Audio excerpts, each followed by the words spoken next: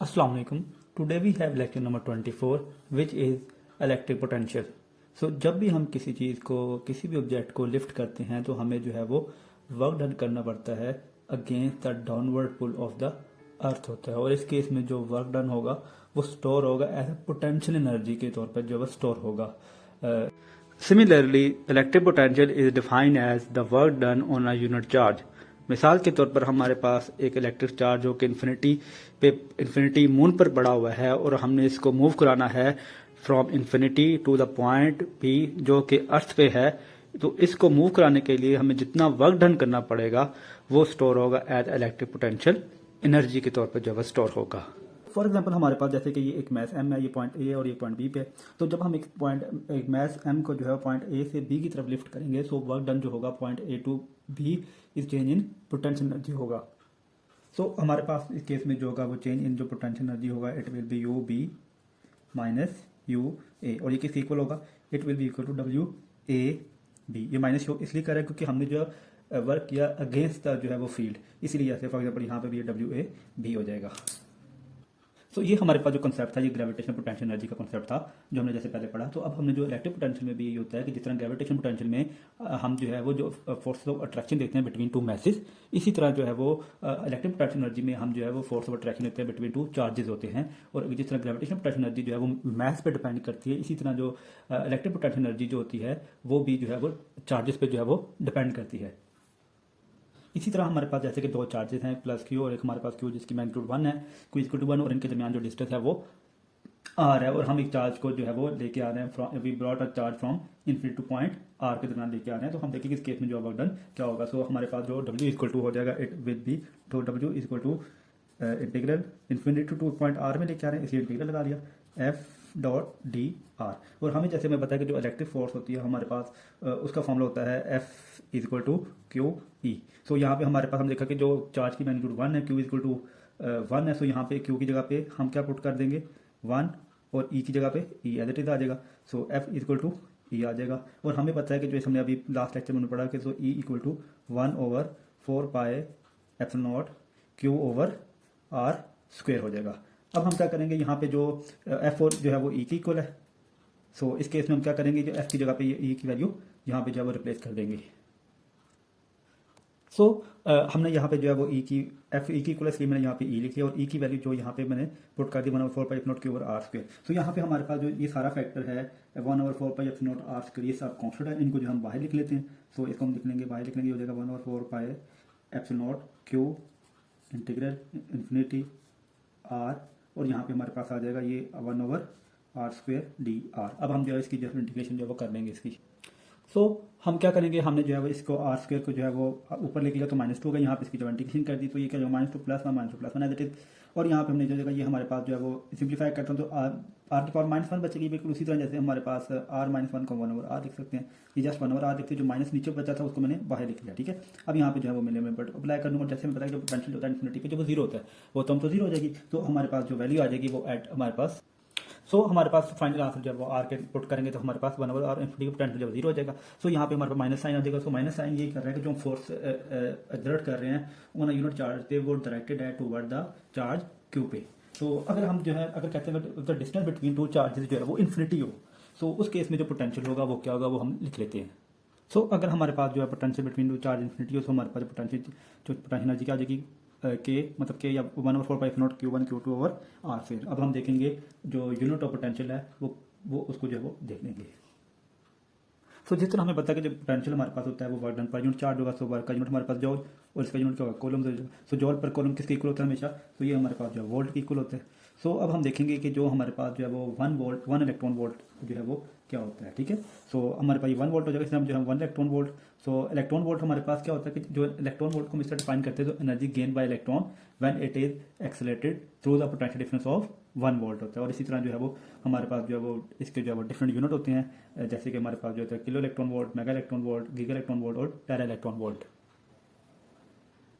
सो हमारे पास जो है वो 1 electron volt energy gain by electron when it is accelerated through the potential difference of 1 volt. तो इस तरह जो डिफरेंट यूनिट हमारे पास होते हैं 1 किलो इलेक्ट्रॉन वोल्ट 10 की पावर 3 इलेक्ट्रॉन वोल्ट, 1 मेगा मतलब 10 की पावर 6, गीगा 10 की पावर 9 एंड टेरा 10 की पावर 12 होता है. इसी तरह जब हमने जो है अगर चेंज इन जो है वो फाइंड करना हो वी तो ये हमारे पास होता है डेल डब्ल्यू ओवर क्यू के इक्वल होता है। ये माइनस साइन इसलिए जाएगा क्योंकि we have to do work against the attraction force of charges, इस वजह से, ठीक है। सो अगर हमारे पास तो इस केस में अगर हम कहते हैं कि अगर हमारे पास जो है वो 2 कॉलम चार्जेस हो और अब अगर हम वर्क करें 8 जूल, सो पोटेंशियल कितना होगा। तो अगर कॉलम्स, तो अगर हमने कहा चार्जेस हमारे पास कितने हैं, यहाँ पे 2 कॉलम्स, ठीक है, और हमारे पास वर्क कितना है 8 जूल हो, तो हमने वी फाइंड करना है। सो जस्ट इसको हमने वैल्यू जो है वो रिप्लेस कर देनी है। सो जब हम वैल्यू रिप्लेस करते हैं तो 8/2, तो ये हमारे पास जो डेल वी हो जाएगा, तो ये हमारे पास हो जाएगा 4 वोल्ट, ठीक है, डेल वी। तो अब हम देखते हैं कि जो भी पॉजिटिव चार्जेस होते हैं वो एक्सेलरेट करते हैं toward the region of lower potential, और इसी तरह जो नेगेटिव चार्जेस होते हैं वो एक्सेलरेट करते हैं toward the region of high potential करते हैं। तो इसी तरह कहते हैं जिस रीजन में पॉजिटिव चार्जेस ज़्यादा होंगे तो वहाँ पे जो है वो मतलब पोटेंशियल भी ज़्यादा होगा। जहाँ पे चार्जेस की कंसंट्रेशन लो है तो इसका मतलब वहाँ पे पोटेंशियल भी क्या है, लो है। सो अब हम देखेंगे कि अगर हमारे पास जो है वो एन नंबर ऑफ चार्जेस हो तो उनका पोटेंशियल कैसे फाइंड करेंगे। सो अगर हमारे पास एन नंबर ऑफ चार्जेस हो तो उनका पोटेंशियल जो है वो सॉरी, तो वी इक्वल टू क्या होगा, V1 plus V2 plus V3 equal to Vn, और हमें पता है कि सो इस समेशन जो है वो सिग्मा जो है सब कंडीशन के लिए यूज़ करेंगे। सो वी आई मतलब इंटीजर 1 to n कहाँ तक, n तक है। सो वी हमारे पास क्या होता है, k equal to Q over R, और k हमारे पास हमने जैसे पढ़ा कि 1/4π0, और किसकी वैल्यू क्या होती है, 9 × 10⁻9 होता है। तो लेट्स सपोज अगर मैं इसको जो इक्वेशन जो है वो a कह देता हूँ, सो इस केस में क्या होगा, अब हमने क्या करना है, इसकी वैल्यू को यहाँ पे जो है जस्ट रिप्लेस कर देंगे। सो मैंने क्या किया कि जो v की वैल्यू वो की थी k ओवर r, और k किसकी इक्वल है 4π0, इसको जो है मैंने कॉमन ले लिया, कॉन्स्टेंट था ये वैल्यू एज इट इज, और यहाँ पे क्या हो जाएगा, v की जगह पे आ जाएगा q ओवर r, i मतलब इंटीजर 1 2 3 और r की जगह पे 1 2 3। अब हम देखेंगे अगर हमारे पास जो है वो एक 3 चार्जेस हों और उनके दरमियान हमने जो है पोटेंशियल डिफरेंस जो है वो किस तरह फाइंड करना है। So let's see.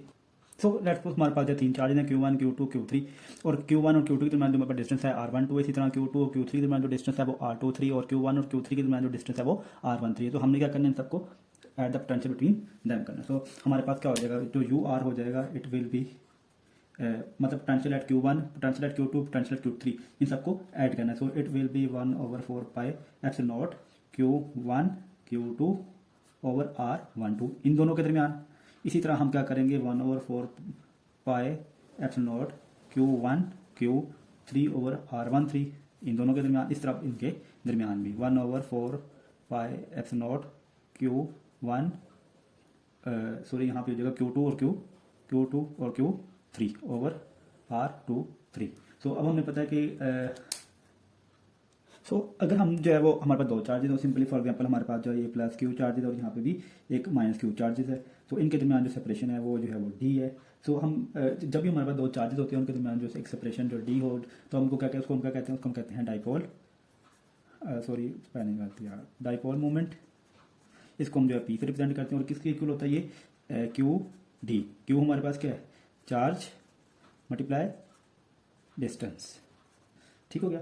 अब देखिए हमारे पास ये जो चार्जेस होते हैं इसमें जो फोर्स जो इसकी जो मैग्नीट्यूड है फोर्स की, वो तो हमारे पास तो सेम है, लेकिन यहाँ पे डायरेक्शन क्या है, वो अपोजिट है। ये जो है अपवर्ड फोर्स लगा रहा है इस पर, ये चार्ज इस पर फोर्स लगा रहा है। जैसे हमारे पास जो न्यूटन थर्ड लॉ में होता है, action reaction equal but opposite in direction. So हमारे पास अगर मैं कहेंगे टोटल चार्ज क्या होगा, तो टोटल चार्ज यहाँ पे क्या होगा, टोटल चार्ज क्या होगा, सो टोटल चार्ज भाई यहाँ पे 0 होगा। वो 0 इसलिए होगा कि फॉर एग्जाम्पल इसको मैं Q1 की जगह पे मैं 1 कॉलम लिखता हूँ, फॉर एग्जाम्पल ये 2 कॉलम है, ये मेरे पास जो है यहाँ पे भी 2 कॉलम है, तो यहाँ पे ये क्या है 2 column minus 2 column, so it will B 0। तो टोटल चार्ज होगा वो नेट चार्ज जो है 0। इसका मतलब ये नहीं कि वहाँ चार्ज नहीं है, मैग्नीट्यूड सेम है, डायरेक्शन ऑपोजिट है। मतलब जैसे हम कहते हैं कि जो इक्विलिब्रियम को हम डिफाइन करते हैं, the net force acting object is 0। इसका मतलब ये नहीं कि ऑब्जेक्ट पे कोई फोर्स नहीं लग रही, इसका मतलब है कि उनका जो सम है वो 0 आ रहा है। होपफुली आप मेरी बात अंडरस्टैंड कर रहे हो। फॉर एग्जाम्पल हमने जो पोटेंशियल जो फाइंड करना है पॉइंट पी पे, अब जैसे हमारे पास जो 2 चार्जेस हैं उनके दरमियान जो सेपरेशन है वो हमारे पास जो है लेट्स सपोज वो सेपरेशन क्या है, वो हमारे पास जो है वो डी है, सेपरेशन क्या है वो डी है। इसी तरह जो है वो क्यू प्लस क्यू से पी तक जो डिस्टेंस है इसको मैं जो है वो आर जो है वो 1 कह देता हूँ। इसी तरह जो पी से माइनस क्यू तक डिस्टेंस है इसको मैं जो डिस्टेंस जो है वो R2 कह देता हूँ, और इससे और इसके मिड तक जो डिस्टेंस है इसको मैं R कह देता हूँ, ठीक है। सो अब लेट्स सपोज इसको जो अगर हमारे पास ये 3 कॉलम चार्ज है तो ये नेगेटिव 3 कॉलम चार्ज हो जाएगा, ठीक है। तो हमने पोटेंशियल जो है फाइंड करना है बिटवीन देम। तो पोटेंशियल के लिए हमने क्या करना है, ये दो चार्जेस हैं, इसकी वजह से जो पोटेंशियल क्रिएट हो रहा है वो हम पी जो है वही हमने फाइंड आउट करना है एक्चुअली। और हमें जो वी है वो हमें पता है कि ये होता है 1/4πε0 Q/R। सो हमें जो टोटल पोटेंशियल फाइंड करना है एट पॉइंट पी पे, सो क्या होगा, V1 हमारे पास V ये क्यों होता है, V1 हमारे पास क्या हो जाएगा, पॉजिटिव चार्ज वैसे क्या होगा 1/4πε0 Q/R आर हो जाएगा। और ये हमारे पास नेगेटिव चार्जेस की वजह से ये भी क्या हो जाएगा 1/4 पाई एप्स नॉट, और ये हमारे पास क्योंकि नेगेटिव क्यू है तो माइनस क्यू ओवर आर हो जाएगा। अभी दरअसल इस टाइम बाहर बारिश हो रही है और हम जो है वो जस्ट लेक्चर जो है रिकॉर्ड कर रहे हैं, सो होपफुली आपको जो है इजीली जो है वो अंडरस्टैंड हो जाएगा, ठीक है। सो अब इस केस में हमारे पास आप देखेंगे हमारे पास क्यू जो है वो कॉमन है और 4 पाई एप्स नॉट जो है ये भी जो है वो कॉमन है, और हमारे पास क्या चीज़ रह जाएगी 1/R1 माइनस 1/R2 जो है वो रह जाएगा, ठीक हो गया। अब हम क्या करते हैं कि आगे चलते हुए so Q over 4 pi epsilon naught, यहाँ पे R1 हमने जस्ट एलसीएम लिया हुआ यार और कुछ भी नहीं किया हुआ, ठीक है। मैंने जिस तरह हम छोटी क्लास में एलसीएम लिखते हैं, एलसीएम लेना आपको आता है, I need not to explain it, ठीक है। अब एक और चीज़, अब जो चीज़ हमने ना थोड़ी सी मैंने आपको दरअसल बतानी है। अब हमने हमारे पास जो है वो, तो अगर मैं ये कहता हूँ कि अगर हम यहाँ पे ये जो डिस्टेंस है ये बहुत ज़्यादा स्मॉल होता जाए आर से, या आर बहुत ज़्यादा ग्रेटर होता जाए डी से, तब क्या होगा, तब हम देखते हैं कि जो हमारे पास जो R1 जो है वो अप्रोक्सीमेटली हो जाएगा R2 के। इसी तरह जो R1 R2 कहाँ गया भाई, ये रहा R1 और R2, ठीक है। सॉरी ये मैंने ना आर जो है वो 1 2 लिख दिया, तो ये R1 R2 है, ठीक है। तो इस तरह ये R1 R2 भी किसी को हो जाएगा, ये R के इक्वल है ना, मतलब R1 R2 जो इसको मैं R के इक्वल लिख लेता हूँ, तो ये क्या हो जाएगा R स्क्वायर हो जाएगा। मतलब ये डिस्टेंस जब स्मॉल होता जाएगा तो ये क्या होता जाएगा, ये एक दूसरे के मतलब R1 R2 जब क्लोज होना शुरू हो जाएंगे, तो जब इसकी जब इसको फॉर एग्जाम्पल इस तरह कर लेता हूँ यार, ये इस तरह हो जाएगा, ठीक है। जब इसको क्लोज करते चारों तरफ, तो हमारे पास जैसे कि कोस्ट हमारे पास जो होता है, अगर ये नेट ट्राइंगल बन गई है तो इस केस में जो है वो अगर मैं जो है वो अगर एक ट्राइंगल करके फाइंड कर लूँ, तो ये मेरे पास R2 minus R1 equal to D cos theta. ये कोस थीटा पता है किस तरह लगाया है, ये मतलब कि इनके दरम्यान मैंने जो हमने पोटेंशियल पॉइंट फी करना था। अगर फॉर एग्जाम्पल यहाँ पे मैं एंगल ड्रॉ करता हूँ तो इसके सामने वाला हाइपोटेन्यूस होगा, ये इसका बेस हो गया। तो जब इसको मैंने क्लोज किया तो R2 माइनस R1 हो जाएगा। तो R2 माइनस R1 मतलब यार इस तरह लिख दिया, कहाँ बताऊँ, ये लो ये इस तरह लिखा हुआ R2 minus R1 over D equal to cos theta. तो ये डिवाइड है, इधर जाके क्या हो जाएगा, मल्टीप्लाई हो जाएगा। तो R2 minus R1 equal to D cos theta हो जाएगा, ठीक है। सो यहाँ पे हमारे पास हम इन वैल्यूज को जो हम यहाँ पे रिप्लेस कर देंगे। सो ये Q over 4 pi epsilon not, ये R2 माइनस R1 किसके इक्वल था, अभी हमने देखा है कि वो डी कॉस थीटा के इक्वल है, ठीक हो गया। और R1 और R2 किसके इक्वल हो जाएगा, ये हमारे पास हो जाएगा आर स्क्वायर के इक्वल जो है वो हो जाएगा, ठीक है। सो अब हमने जो है ना वो एक जो इंपॉर्टेंट चीज़ जो डिस्कस करनी है यार, अब देखो कि ये हमारे पास जो था हमने P equal to Q D कहा था ना, क्यू डी, तो ये क्यू डी मल्टीप्लाई क्या हो जाएगा, P हो जाएगा, तो डाइपोल मोमेंट बन जाएगा ये हमारे पास। तो ये इसको मैं सिंपली लिखा जाएगा total potential at point P पे क्या हो जाएगा 1/4 pi epsilon not P cos theta, और ये आर के नीचे वाला ये एज इट इज हो जाएगा, ठीक है। अब जो है ना अगर फॉर एग्जांपल अब मैं अगर कहते हैं कि अगर जो है ना v जो है ना वो जीरो होता है, तो इसका मतलब जो है वो थीटा जो है वो मतलब v जीरो मतलब पोटेंशियल कब जीरो होगा, जब थीटा सिंपल यार, अगर कोस थीटा में अगर थीटा हमारे पास जो है ना वो 90 के इक्वल है, तो कोस 90 क्या होता है, कोस 90 जीरो हो गया। जब कोस 90 जीरो हो गया तो इसका मतलब ये जो पोटेंशियल है ये क्या हो जाएगा, जीरो हो जाएगा। तो हम कहते हैं जब हमारे पास थीटा जो होगा वो जीरो होगा तो यहाँ पे पोटेंशियल क्या होगा, मैक्सिमम होगा। तो वीपी क्या हो जाएगा, ये मैक्सिमम हो जाएगा। होपफुली ये क्लियर हो आपको। सो अब हम देखेंगे जब हमारे पास जो है एक रिंग हो और उस पर जो है हमने जो है वो और उस पर जो है यूनिफॉर्म चार्ज डिस्ट्रीब्यूशन है, तो हम उस पर पोटेंशियल जो है कैसे फाइंड करेंगे। तो लेट्स सपोज हमारे पास जो है एक रिंग है और इस पर जो चार्जेस हैं, तो यहाँ पे हमारे पास इसको जो स्मॉल पैचेस में मैंने इसको डिवाइड कर दिया है, तो उसको डीएस कह दिया, जो रिंग के ऊपर जो चार्ज है उसको डी क्यू कह दिया, और ये पॉइंट पी है जहाँ पे मैंने जो पोटेंशियल जो है वो इस पॉइंट पी पे फाइंड करना है, ठीक है। इसी तरह मैंने अगेन जो है उसके एक ट्रायंगल जो है ड्रॉ कर ली, जस्ट ये वी हो गया इसका, ये आर और ये स्मॉल आर।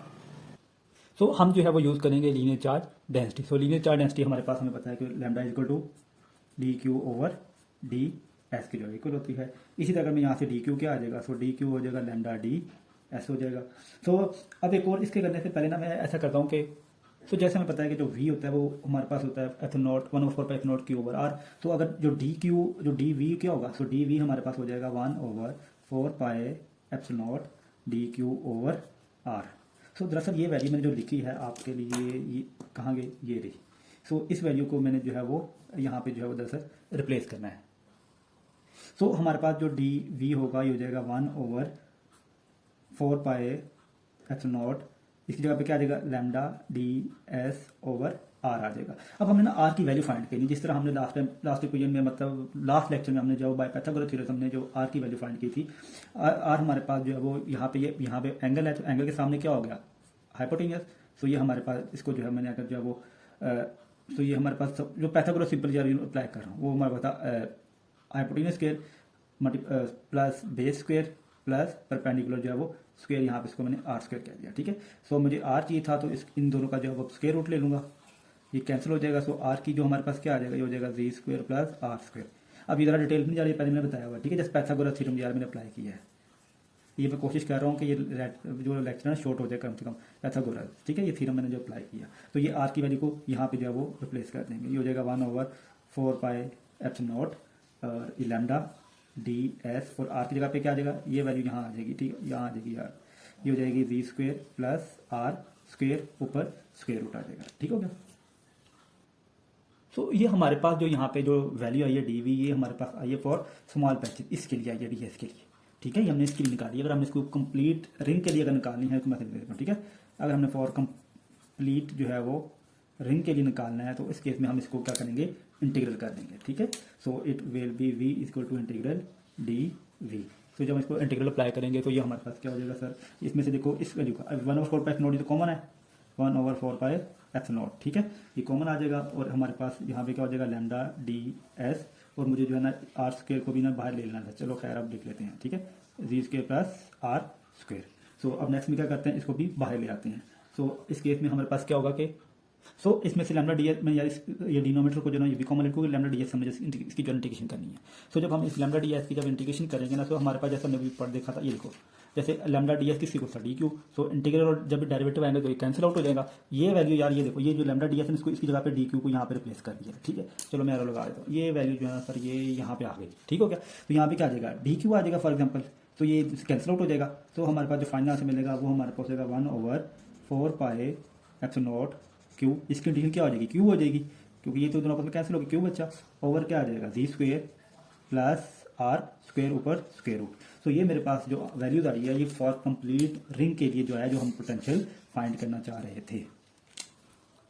तो अब हमने जो है पोटेंशियल फाइंड करना है फॉर डिस्क के लिए, मैं इसलिए पहले लिखे ताकि टाइम बच जाए हमारा, ठीक है। तो यहाँ पे हमारे पास एक डिस्क है, उस पर ऊपर जो है रिंग है, सॉरी डिस्क के अंदर रिंग है, उसमें हमारे पास जो पॉजिटिव चार्ज डिस्ट्रीब्यूटेड है। इसी तरह जो हमारे पास जो है वो डी क्यू यहाँ पे क्या चार्जेस है उसके ऊपर, और हमारे पास इसका यहाँ से लेकर जो आउटर सर्फेस है उसके दरमियान जो डिस्टेंस जो है वो आर है, और ये एक्स एक्सिस का इसका ये वाई एक्सिस है। और ये अगेन उसी तरह ट्रायंगल बना ली, पॉइंट पी पे हमने जो पोटेंशियल जो है वो फाइंड आउट करना है। उसको ट्रायंगल ये जी एक्सिस आर और ये ओमेगा हो जाएगा, ठीक है।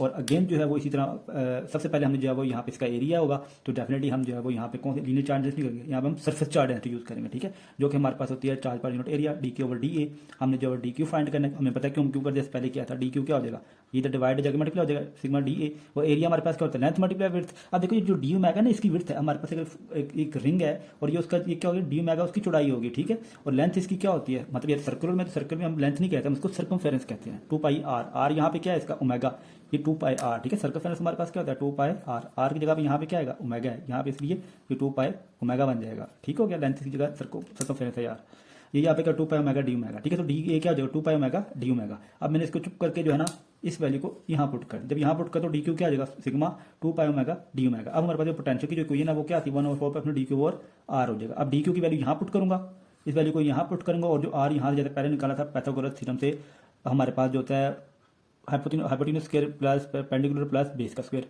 ठीक है। तो यहाँ पे आर की वैल्यू निकाल के इस आर की वैल्यू को भी जो है वो यहाँ पुट करना है। तो ये हमारे पास क्या हो जाएगा, ये हो जाएगा 1/4 पाई एप्सिलॉन नॉट, मैं पुट कर लेता हूँ। सो ये वैल्यू को जब हम जो है वो कैंसिल आउट करते हैं तो जल्दी से कर लेते हैं, ये 2 आ जाएगा यहाँ पे, पाई पाई से जो है कैंसिल आउट हो जाएगा। अब जो बच गया उसको लिख लेते हैं। सो ये तो हमारे पास पोटेंशियल आ गया, किसके लिए, ये स्मॉल डी ओमेगा, मतलब इस छोटे से हिस्से के लिए। अब कंप्लीट डिस्क का करना है तो इसलिए क्या करेंगे, इंटीग्रेशन करेंगे जैसे पहले करते थे। तो इस केस में हमारे पास क्या हो जाएगा, इंटीग्रेशन करेंगे तो ये हमारे पास हो जाएगा डी वी इक्वल टू, हमारे पास जो है वो सिग्मा 2 और एप्सिलॉन नॉट, ये कॉमन है, इसको जो है बाहर ले लिया, तो यहाँ पे इसको जो है वो ओमेगा इक्वल टू 0 से आर, ठीक है, 0 से ओमेगा इक्वल टू आर हो जाएगा। ओमेगा मतलब कि सेंटर से, देखो ना यार ये सेंटर से यहाँ तक करना है ना पूरा, इसलिए ये 0 से लेके आर तक इसकी जो है वो लिमिट ली है, और लेक्चर जो है ना 22 मिनट से ऊपर जा रहा है। चलो जल्दी से इसको जो है ना अप्लाई कर लेते हैं इसको।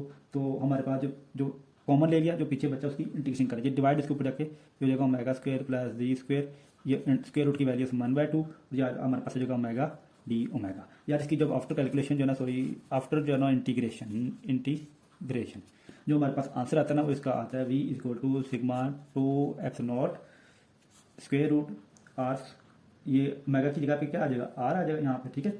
यार इसको मैंने डायरेक्ट सोल्यूशन लिख रहा हूँ, छोड़ दो, जी स्क्वायर माइनस जी, ये ना यार मैंने डायरेक्ट लिखा है, अगर ये लिखने बैठता है तो ये वीडियो बहुत लंबी हो जाती है, ठीक है। जस्ट इंटीग्रेशन किया और कुछ भी नहीं किया, ठीक हो गया। ओमेगा इक्वल टू 0 और ओमेगा इक्वल टू आर ये पुट किया मैंने जस्ट, ठीक है।